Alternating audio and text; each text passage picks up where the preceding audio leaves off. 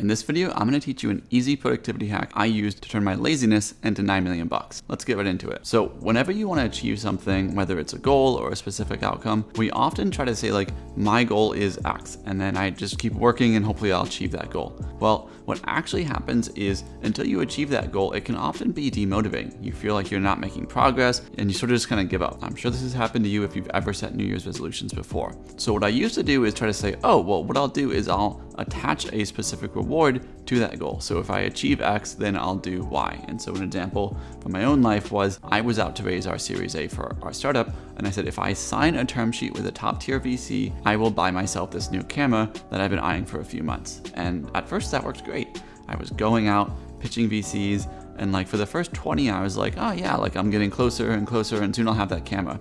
But then reality started to set in and I was just getting blown out by VCs. They were like, this is not a fundable business, or thanks, but we're gonna pass. And as you just keep getting rejected and rejected and rejected, your goal starts to feel almost impossible to achieve. And what happened to me is I started thinking like, you know what? I'm never gonna get this term sheet and I'm never gonna get this camera. So like, why bother?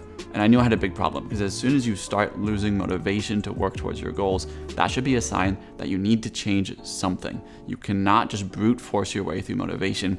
Eventually your motivation gives out. So what I did is I said, well, rather than trying to reward myself at the sort of end state when I achieve this goal, what if I could reward the specific steps I need to take to sort of guarantee that success? And so rather than saying, I'm gonna get a term sheet from a top tier VC, what I worked out with myself is I said, if I can do 50 meetings with top tier VCs where I give my all, I don't go through the motions, I'm not phoning it in, I'm pitching my heart out, and they still say no, I will still buy myself that camera. Because it doesn't matter what they think of me. I've put in the work that I know matters. And so I made this new deal. And lo and behold, that same sort of process all of a sudden became super exciting. Every meeting I did, whether or not I got a yes or a no from the investor, I knew I was moving closer to this personal goal. My body got excited. I was gonna reward myself. This dopamine hit was coming. Now, does that mean that I went out and all of a sudden got a bunch of term sheets? No, I made this new goal around meeting 25. And from meeting 25 to 38, I went out, pitched my heart out, flat out rejected. And I was still thinking, I don't know how this is gonna work. Like, I don't know if I'm gonna get a term sheet,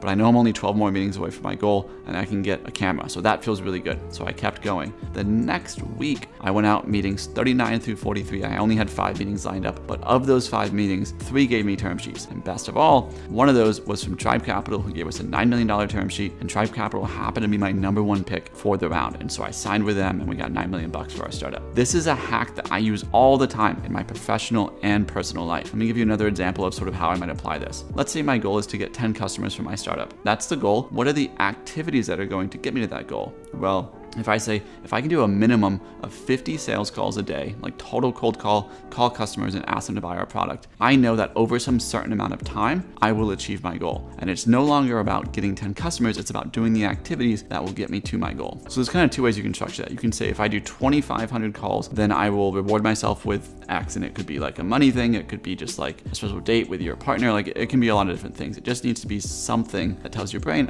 good job, you get a reward. So that's one method. You could say, like, if I do the full sort of volume of activity, I'll reward myself. Or what I would actually recommend is saying, hey, any day that I do 50 calls, I'm gonna reward myself with like milk tea. This should be like something I would do.